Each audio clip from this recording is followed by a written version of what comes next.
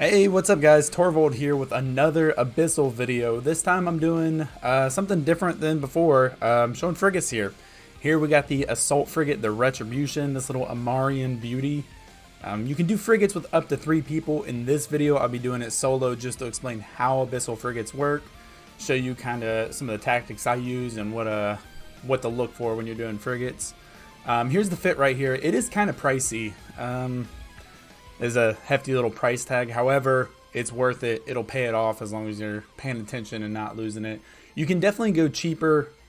You don't have to throw 400 or 500 million ISK at a single frigate to run Abyssals. I like this one. It works for me. There's definitely other variations of it that'll work. There's cheaper, there's more expensive. It's however you want to do it. But here I am jumping into a solo T2 on my own running electrical. The cap is pretty good on this thing. However, in electrical, this thing is completely cap stable, so I like to run electricals with this thing. One thing to note with Abyssal frigate sites, you do need 3 filaments, and you need to be in a fleet. So if you're doing them by yourself, all you have to do is right-click your name, form fleet, and then you just have to have 3 keys in your inventory of the same type, same weather, same filament, and you'll be good to go. Once you activate that, you end up in the exact same site as you would a cruiser. Same NPCs, same situation, same environmental effects and everything. The only thing that's different about frigates, other than the fact that you can take 3 people in, is the Triglavian bio combination loot in the center near the gate has 3 times the loot in frigate sites as it does cruiser sites. Obviously, that's intended for 3 people to be running it. However, you can do this solo and you can get all that 3 times loot on your own. However, going past T3 solo is pretty difficult and you need some bling. I've never seen anyone do T5 solo. I've heard people been able to do it, but I've not seen it. So, no proof of that. However, people do claim they can do it. So, there's that option. The most common fits and things used for frigates, in T5s, you see 2 Retributions and a Deacon. I've seen that streamed, and it's actually pretty good. And then also the most common, easiest one is triple boxing Hawks or having 3 people on Hawks and doing that. You can go cheap and run 3 Hawks and T5s, or you can go expensive and you can just generate ISK like no other running Hawks. I know there's a very common, the very easy in the dark sides because they tank the damage pretty well, basically by kiting out. But yeah, those are the 2 most common fits that you see in ships that you see in frigate Abyssals. Method with this right here is just don't take damage. Frigates are a lot more punishing than or a lot less forgiving, more punishing in the abyss than cruises are. You make one little error and that could be 2 shots and you're dead.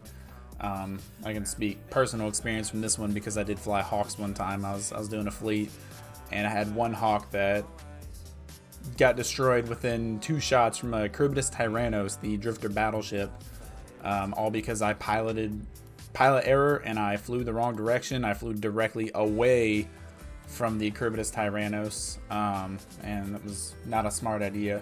So yeah, frigates are a lot more or a lot less forgiving than cruisers. Mistakes will cost more in frigate sites.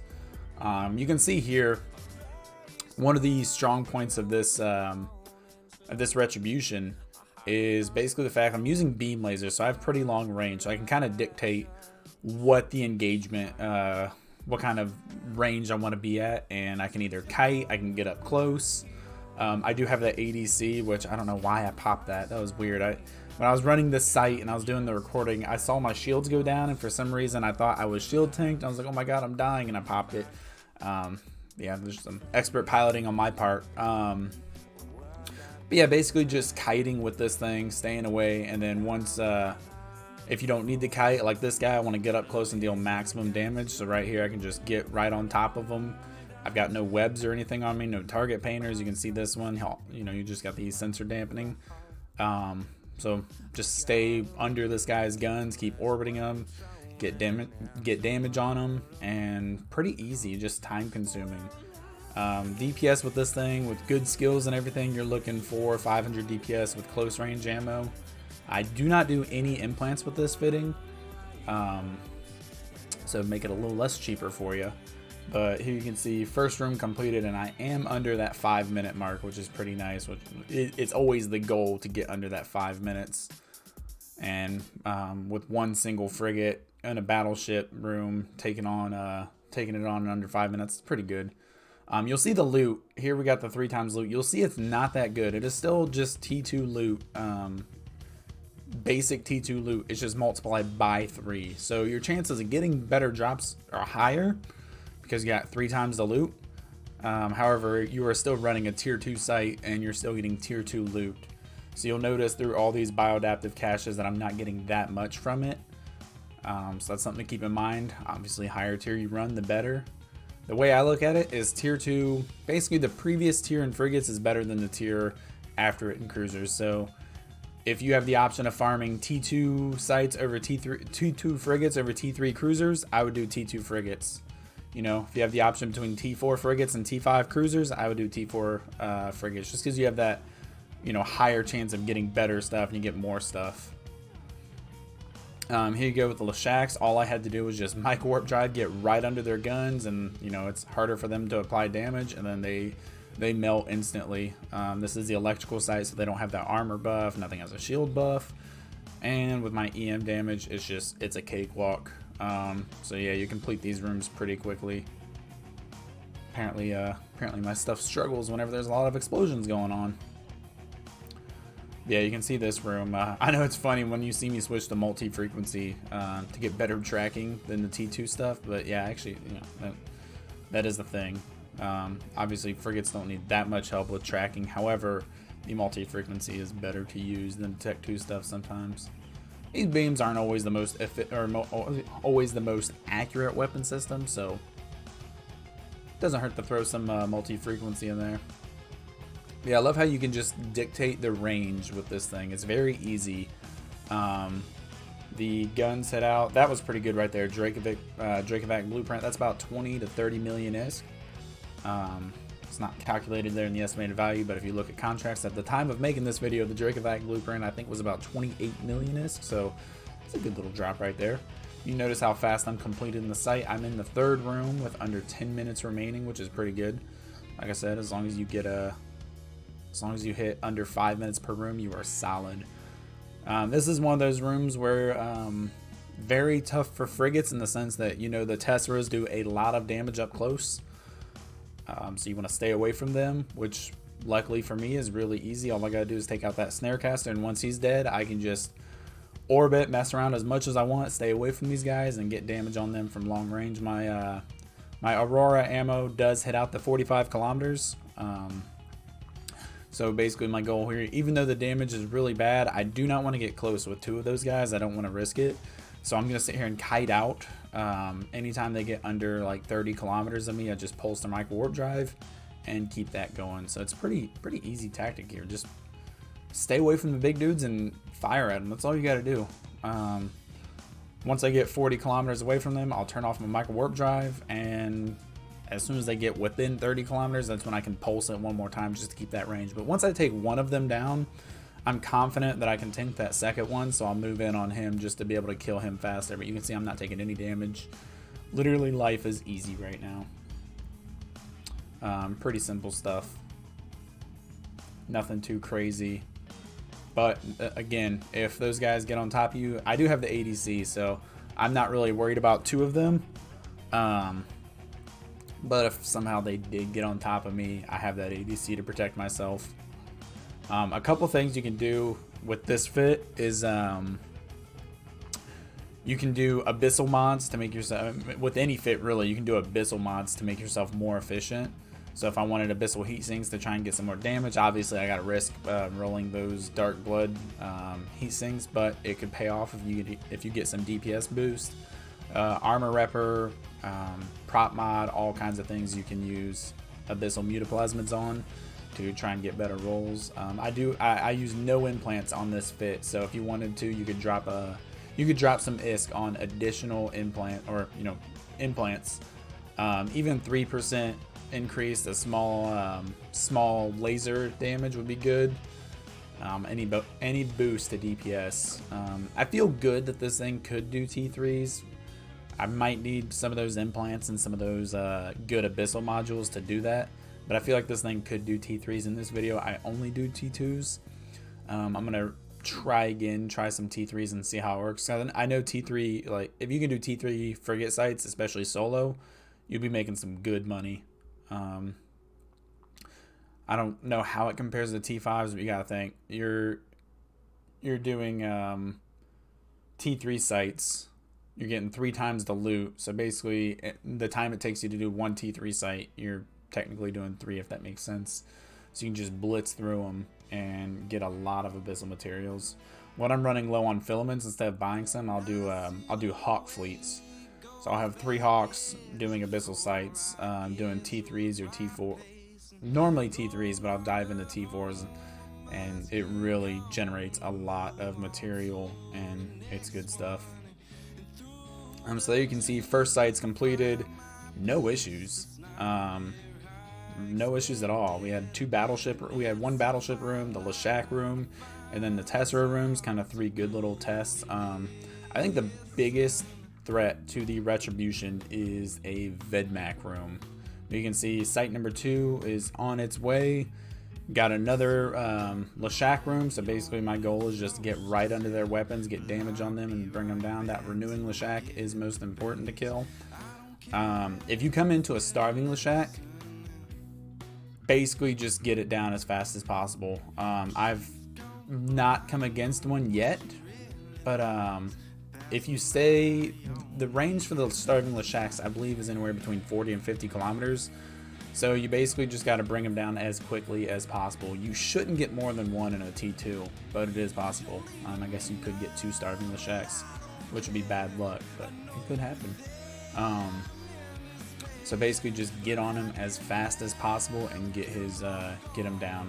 You know, start with long range ammo while you burn in on him, and as soon as you get range with short range ammo, take him down. You do have that ADC if you use this fit. If you're not using this fit, you kind of have to make that determination based off what your capabilities are. But for me, my tactic, if I come up against starving, anything starving, just burn in on them and kill them. If it's a starving Vedmax, that's when I'll try and kite, because they don't have the range that the Leshaks have. So if I come in against starving Vedmax, my goal is to kite them and stay away from them. So there you go. There's another room down. Pretty easy, no trouble. And let's move on, shall we? This is a good way. Frigates is a really good way, especially for like maybe helping newbros get into the abyss. You can see here, same room as before, just no frigates. So again, kite. Abyssal frigates are a really good way to get newbros into the abyss or teach people how the abyss works. If you can do cheap, you do not have to throw 300-400 million ISK at a fit. You can jump into T1, T2 abyssals with 3-5 million ISK cheap fits, and you can make some money. I had one person who told me a story about how they were running, I believe it was Punishers, T1 Punishers in the abyss, and they were running a T1 or T2 site, and they got a specialization skill book. So you can get those really expensive drops in here. They're rare, but you can get them, and that will make your bank for the day. And that was just in cheap. If I remember correctly, they lost one Punisher, and they were really close to not completing the site, but they made it out with the specialization skill book, and that was in a T1 or T2 frigate site. So yeah, you can jump in these with really cheap stuff and the lower tier stuff, make some money, teach people how to do the abyss, or just get used to it yourself. Different kind of pace than cruisers. This is a lot, as I said earlier, less forgiving. So if you do make mistakes, you're more likely to die, but it's another learning opportunity. Here you can see I brought the first one down, and I'm confident in my tank. So I'm just gonna roll with it and get in close to him and get damage on him. Again, I'm confident that I can tank his damage, and then I'll get close range ammo as I get into range. That's something to remember with the laser weapons. They're instant swap. You can keep whatever ranged ammo loaded until you get into range, and then swap at the last second. There you can see I'm just getting within, orbiting him at 10 kilometers, keeping multi-frequency on him, and he's still not able to hit me, which is nice, and I'm able to just get a lot more damage on him. So, pretty easy. And you can see so far, like I said, loot's not the best in these sites, lower tiers. However, higher chance of getting good stuff, and that Drakevac blueprint is worth quite a bit of money. Quite a bit in relative terms compared to the, you know, other little stuff I'm getting out of here. Yeah, the 3 times loot is very nice.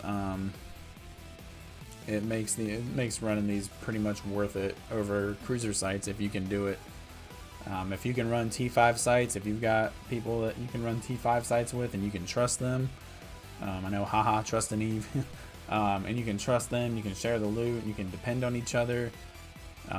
That's probably better than running T5 cruisers because you have a higher chance of getting better stuff, and you can do them probably faster depending on who you're running with. And here you go, final room is nothing but frigates, or drones rather, easy to kill. There's no suppressor or anything, so it's basically just me taking them out one by one with my guns. I have the Tech 2 or the Tech 2 long range ammo loaded. I didn't need that loaded for too long. So I can now switch and get short range stuff going. If I dictated range better, I just do my automatic orbit and kite out. I wasn't really sure how my tank would hold up against all these guys, so I wanted to kite out a little bit and kill a couple of them. But once I bring enough of them down, I can get in range. I'm pretty sure my tank can hold, but these little guys hit a lot harder than you would think. They can really surprise you with the amount of damage they do. But yeah, easy stuff. The ability to kite in this thing and dictate range and apply this amount of DPS. Obviously less DPS from a long range, but still, you know, I'm not getting hit and I'm taking out threats. So right now, like, I know for sure I can tank these guys, or this many guys, but it's just easy to stay where I'm at. Application on them is pretty good. You can see how fast I completed this room. I am at, it looks like about the 7-minute mark, 6-7 minute mark right there. So completing this one T2 site in under 10 minutes is pretty good. If you can just blitz through these like this, I mean, between both sites, I believe total I made about 50 million ISK between both T2 sites that I ran. You'll see that once I hit this. I'll take a look at the loot, but yeah, about 50 million ISK between these two sites, and it took me about 20 minutes, maybe a little more, maybe a little less. I guess it just depends on the spawns, but you should be completing these sites. If it's taking you more than 15 minutes per site, something's wrong, and you gotta work on skills, or maybe get some extra damage or something, or you're just getting really bad spawns. Obviously you have 20 minutes to complete, but my rule of thumb is always complete each room in under 5 minutes. Meaning no more than 15 minutes a site, and if I am taking more than 15 minutes a site, that means I'm doing something wrong or something's not right. Whether it's my skills, my damage, anything like that. But here we go, we're on the last NPC here. But this is frigate sites. Really good money making opportunity, really good new bro teaching tool. It's awesome if you can get, like, because this way you can be in the abyss with somebody else and walk through it and show them what's going on, and then you got some good chances at making more money. Here I'm going through the loot right here, so you can see you got a lot of filaments, a lot of low tier filaments, but so you can see 27 million ISK estimated value from all that stuff, plus about 25 million ISK for the Drakevac blueprint. So we'll chalk it up to 50 mil. The filaments for these are not expensive at all, so pretty much worth it. So yeah, find a new bro, get out there, get in the frigate sites, try it out, make some money, teach, have fun, or get out there and do it solo, or multi-box yourself, whatever. Frigate sites are really awesome. Hope you enjoyed this video. Hope you learned something. If you have any questions, or you wanna see me do any other kind of video or any other frigates, I'll be working on some more here. I'm putting more video ideas together. Yeah, if you want to see more, let me know. Leave me a comment or mail me in game at Torvolderoos. I'd be happy to show you or tell you anything you need to know. Hopefully, like I said, hopefully you learned something. I'll try and keep these videos coming. Thank you for watching, and I will see you in the abyss.